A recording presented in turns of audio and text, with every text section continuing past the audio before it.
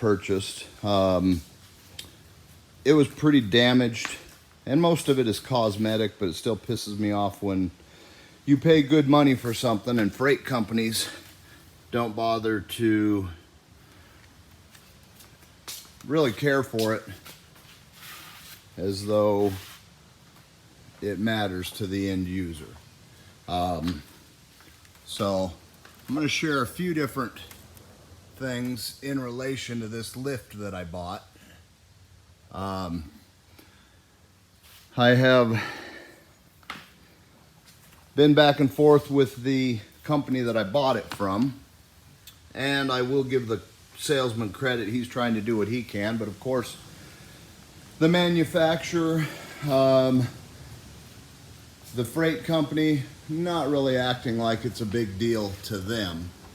And I'm kind of waiting to see what relief and help I get, and I'll share more later. But some of the other things, like this little plug right here, this is supposed to have a pigtail off of it that you can hook up for temporary power for adjusting. You can see that's cut flush, so it's useless to me.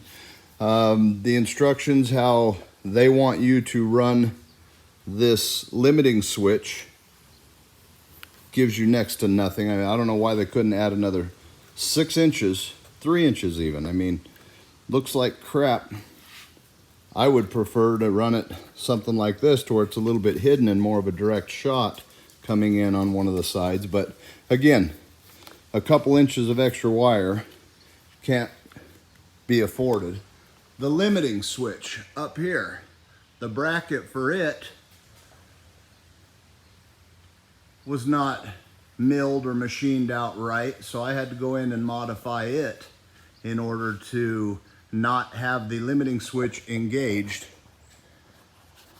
which would render the lift useless. So here's a bunch of little things, but I wanted to share that in case you are considering purchasing a lift for your own shop or garage. And like I said, I'll have more info to come.